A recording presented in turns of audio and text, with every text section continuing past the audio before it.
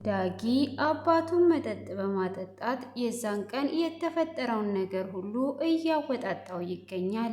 ምትኩን ማን እንደገደለው ሲጠይቀው እራሱ እንደገደለው ነገረው። ዳጊም እጅግ ደንግጦ ይገኛል። እንደጠረጠርኩትም ሆነ እያለ ነው። ኤሚም ሕክምናውን በፍጹም አላደርግም፣ በፍጹም ድርጅቱን ወስዷ ቤተሰቦቼን አደይቼ መዳን አልፈልግም እያለች ነው። ሀምላልም እንግዲህ ድርጅቱንም ወስዷ ዝም ማለት አልቻለችም። በየጊዜው እየደወለች ብር እንዲሰጧትም እያደረገች ትገኛለች። ሆኖም ይሄም በቂ ሳይሆን ኤርሚያስንም መኪናውን እስከ መስጠት ድረስ ደርሷል። እሷ ሁሉንም ማደያትና በቀል ላይ ነው የምትገኘው። ሆኖም ኤሚ ይህንን የሰማች ሕክምናውን እንደማታደርግ እየተናገረች ነው። ሰላም ሰላም! ውድ የተከበራችሁና የተወደዳችሁ የማራኪ ቤተሰቦች ሰላማችሁ ባላችሁበት ዓለም ዳርቻ በጥፍ ብዝት ይበልላችሁ እያልኩኝ ቀጣዩን ክፍል ይዤላችሁ ቀርብ ያለው እስከ መጨረሻ እንድትከታተሉኝ ስል በአክብሮት እየጋበዝኳችሁ ስለምትከታተሉም ከልብ አመሰግናለሁ። በባለፈው ክፍል ላይ ትንሽ ላስታውሳችሁ፣ አቶ ሰንበቶ ወይዘሮ ዝናሽን ለመጠየቅ ወደ እስር ቤት ሄዶ ነበረ። ሆኖም ወይዘሮ ዝናሽ እጅግ ደንግጧ ማነ አይኔ ነው ወይስ ምንድን ነው ወይስ አቶ ሰንበቱ ነው በማለት እንግዲህ እጅግ ደንግጧ ነበረ ክፍሉ የተጠናቀቀው። አቶ ሰንበቱም አይዞሽ የልጄ እናት ሚስቴ ምን ነክቶሽ ነው? እኔ ራሴ ነኝ ብሎ ይላታል። አንተ እንዳስጠራኸኝ ባቅ ኖሮ እዚህ ጋር አልመጣም ነበረ ብላ ትለዋለች። አንቺ መታሰር የሌለብሽ ነሽ። አንቺ ለምንድን ነው ይሄን ያህል መታሰር የነበረብሽ? ከሞት የተረፍኩኝ እኔ ራሴ አቶ ሰንበቱ የልጅሽ አባት ነኝ ብሎ ይላታል። ከአንተ ጋር የተገናኘዋት ቀን የተረገመች ትሁን በማለትም እንግዲህ ትናገረዋለች። እሱም እንዴት ነው እንደዚህ የምትዩ? ያንን የመሰለ ቆንጆ ልጅ እኮ ሰጥቼሻለሁ ብሎ ይላታል። እሷም እጅግ እየተናደደች በል ዞር በልልኝ ብላ ትላለች። እንዴት ነው አቶ ሌኩስ ብሎ ሲጠይቃት በፍጹም የእሱን ስም እንዳትጠራ እኔ ብዙ ጊዜ ደጋግሜ ተናግሬያለሁ። ከአንተ ጋር የተገናኘዋት ቀን የተረገመች ትሁን እያለች እንግዲህ ይሄን ያህል አቶ ሌኩንን ትወጂዋለሽ እንዴ? እንደዚህ እኮ ባልሽን የምትወጂ አልመሰለኝም ነበር እያለ እያላገጠባትም ነበረ። እሷም እንግዲህ እዛው በቆመበት ጥላት ሄዳለች። ሆኖም ግን እውነት አንተ ጋ ነው ያለችው፣ እውነቱን ተናገር እያለችው ነበረ። ምንም አይነት እውነት እኔ ጋ የለም፣ እኔ ራሴ እግዚአብሔር አትርፎኝ በህይወት አለው ብሎ ይላታል። ከሞት አፋፍ ተመልሻለሁ ብሎ ሲላት ነው እንግዲህ ጥላው የሄደችው። ሆኖም እንግዲህ ዳግም መርማሪውን አግኝቶ ነበረ። እሱም ያው እንዴት ነው ይሄ ነገር የተፈጠረው በማለት እንግዲህ ዳግምም መርማሪው ጋር ሄዶ መርማሪውም ምን አዲስ ነገር አለ ብሎ እየጠየቀው ነበረ። አባት ጋ ነው ያው እውነቱ ነገር ያለው አባት ጋ ነው። አንተ ቃል ገባልን ከአባት ጋ ያለውን ኢንፎርሜሽን እያመጣ ንገረን፣ በዚህ ተባበረን ብሎ ይለዋል። እሱም ምንም ችግር የለውም እኔ እነግራችኋለሁ፣ ግን እንዴት አድርጌ ነው የማወጣጣው? ሰው ገለሃል ብዬ ነው ወይ የማወጣጣው? እሱንም ከሆነ እጅግ በተደጋጋሚ ጊዜ ብየዋለሁ። ዘሪሁን የተናገረው አይበቃም ወይ? ከእስር ቤት አይወጡም ወይ ነው ወይዘሮ ዝናሽ እያለ ነበረ።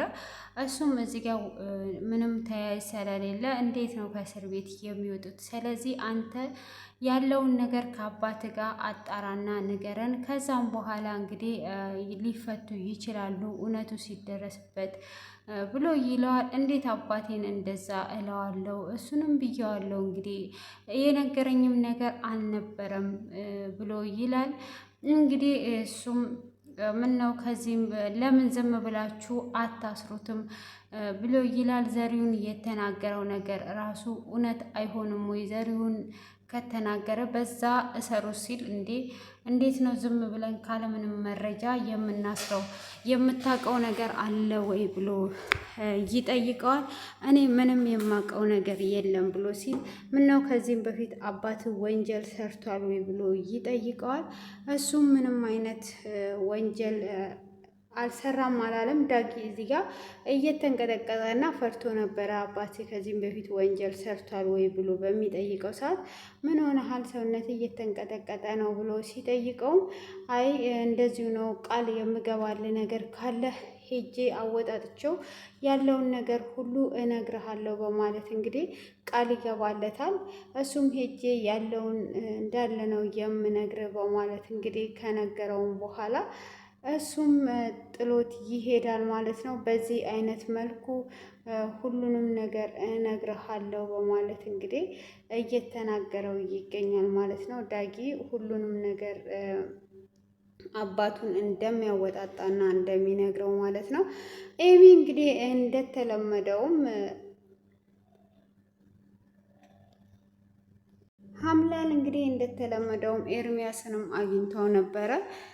እውነት የምትወዳትና የምታፈቅራት ከሆነ ለምንድን ነው ካደ መኪናውን የማትሰጣት ብላ ትለዋለች። ለምን ብላ ስትለው ቢገርምሽ እሷን አፈቅራታለሁ፣ ወዳታለሁ፣ እሷ ብቻ ትዳን እንጂ እኔ ማንኛውንም ነገር አደርጋለሁ በማለት ይነግራታል። እሷም እንደዛ ከሆነ ያለህን ነገር ለእሷ አድርግላት ብላ ትለዋለች። ምን እንዳደርግ ነው እየፈለግሽው ብሎ ሲል ምን አለ ከዛች ከመኪናው ውጪ እሱን እንድሰጠኝ እፈልጋለሁ።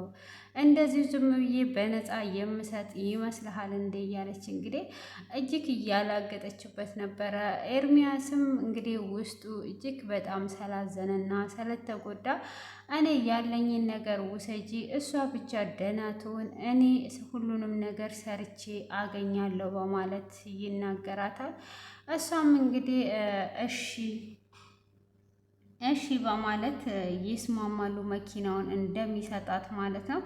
እንግዲህ ምን ልጋብዝ እያለችም እያላገጠችበት ነበረ። እሱም ምንም ነገር አትጋብዥኝ ብቻ ለልጅቷ ስጪና ልጅቷ ትዳን ይላታል። እንግዲህ እዚህ ጋም ደግሞ 80% ድርጅቱን ካልሰጣችሁኝ በፍጹም ምንም ነገር ማድረግ አልችልም ብላቸው ነበረ። እሱም እንግዲህ በዛ አይነት መሰረቱ ትሰጣለች ተብሎ ያው 80%ቱን ለመስጠት አቶ ሌኩም ወይዘሮ ዝናሽም ከልጃችን የሚበልጥ አንዳች ነገር የለም ብለው ነበረ ማለት ነው። ሆኖም እንግዲህ ኑሃሚ ምን ላይ ደረሰ እንዴት ሆነ ብላ ኑሃን ስትጠይቀው ነበረ። እሱም በምትጠይቀው ሰዓት እንግዲህ አባዬም እማዬም ተስማምተዋል፣ ከሷ ህይወት የሚበልጥ ነገር የለም፣ 80%ቱን ትውሰድ ብለዋል ብሎ ይነግራታል ማለት ነው። ያንን በሚነግራት ሰዓት ኤሚ ከበሩ በኋላ ተደብቃ ሁሉንም ነገር እየሰማች ነበረ። ከዛም በኋላ እንግዲህ ታውቂያለሽ፣ ይሄን ድርጅት ብዙ ዋጋ ከፍሎበት ነው እዚህ ያደረሰው። ይሄን ድርጅት ደግሞ ከወሰደች ምንም ለኛ የሚቀርልን ነገር የለም፣ ቤቱም ሆነ መኪናው ከአክስቴ ጋር ካሽ ነው ብሎ ይላታል። ሼር ነው ብሎ ይላታል። እሱም እንግዲህ ያ ሼር ከሆነ እንዴት ነው የምንሆነው ብሎ እያዋያት ነበረ። በቃ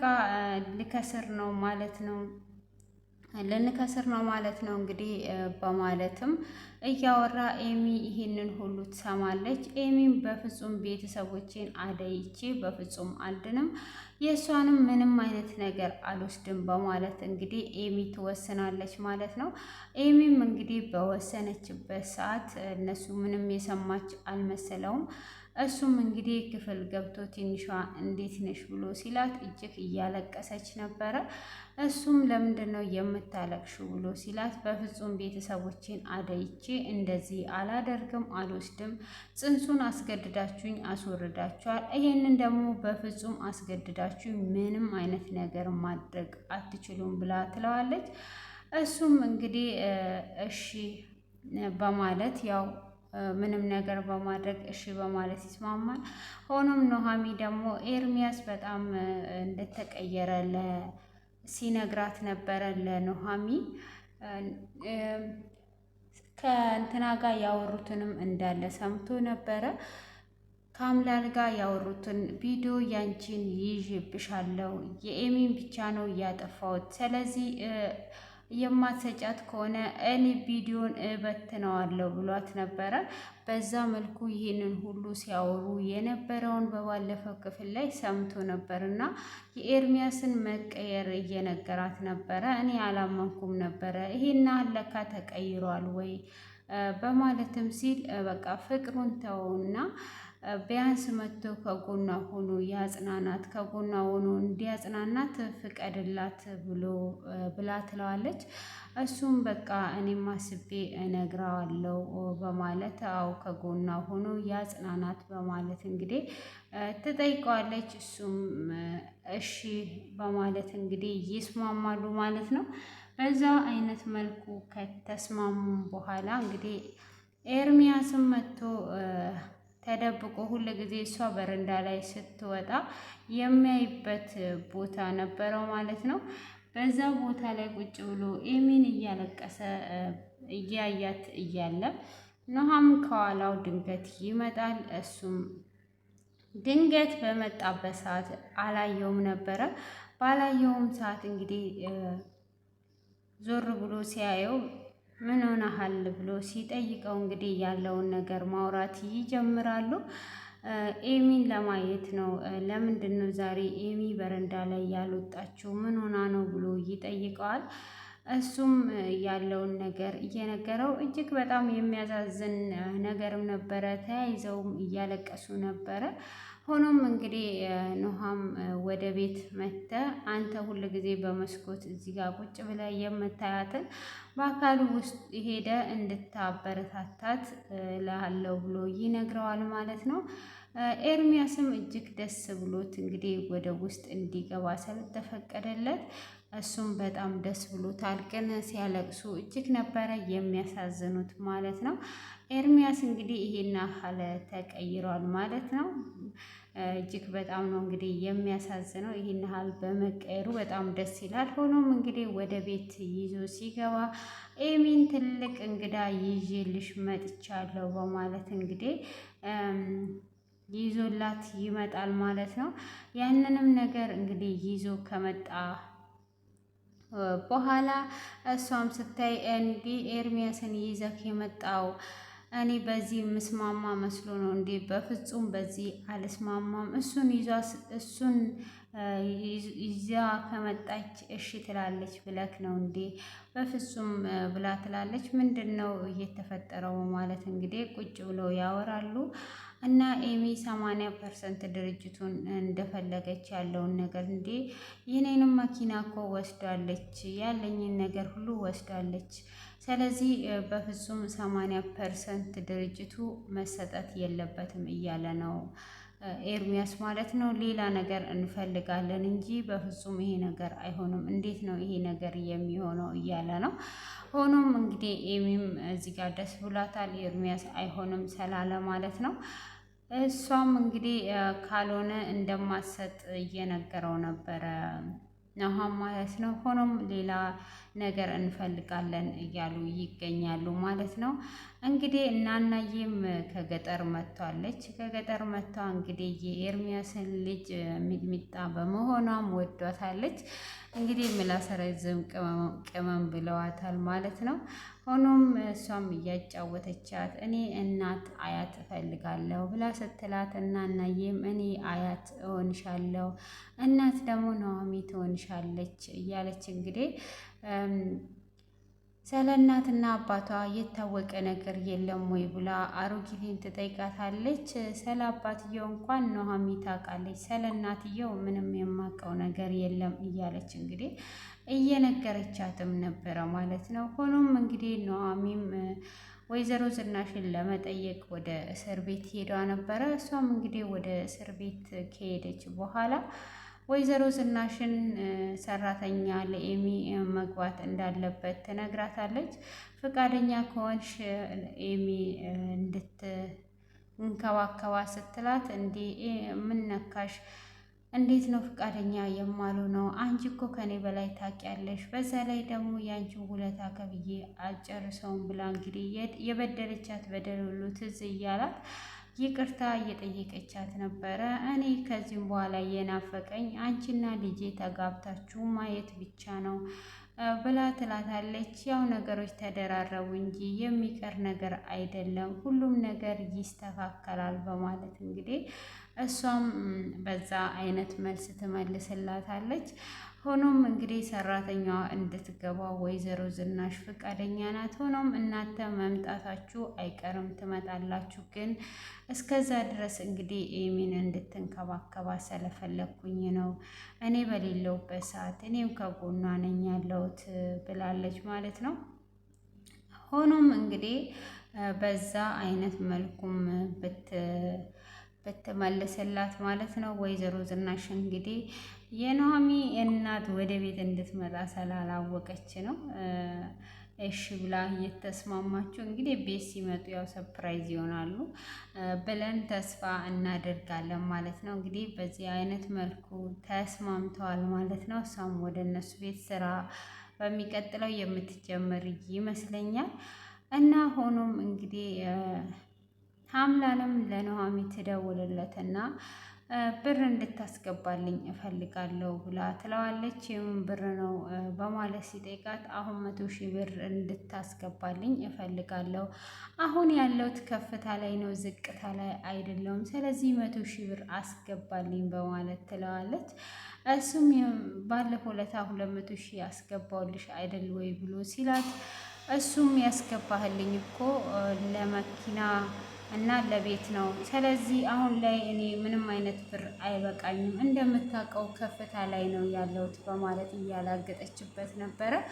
እሱም ኬት አመጣለሁ የለም ብሎ ሲላትም አይ ባይሆን እንኳን ከድርሻዬ ሊሆን ይችላል ላክልኝ ብላ እንግዲህ አሁኑኑ መላክ አለብህ በማለትም እሱም ደግሞ እንዳትሰክሪ ራስሽን ጠብቂ፣ ለልጅቷ እንደ ብሰጪ እንዳዘነጊ ይላታል። ኦኬ እንደዛ ከሆነ ካደለም ወደ ቤት አታስገባኝም እና ለመቆጣጠር እንዲመች ለምን አታደርግም ብላ ትለዋለች።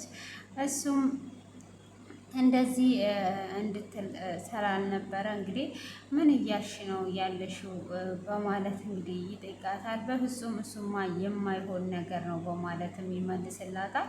በዛ አይነት መሰረቱ እንግዲህ 100,000 ብሩን እንዲያስገባላት ትነግረዋለች ማለት ነው።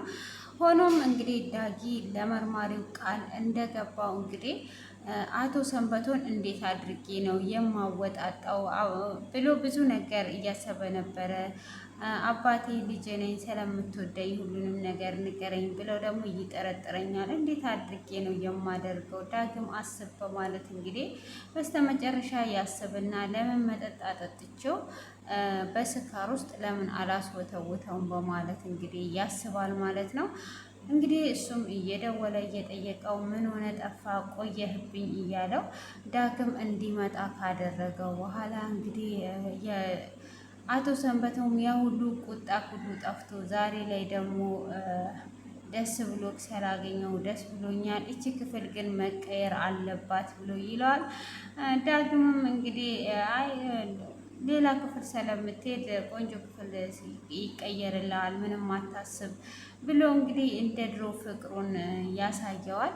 እና እንግዲህ እኔም ከዚህም በኋላ ከጎን ነኝ በማለት መጠጥ እያጠጣው ነበረ።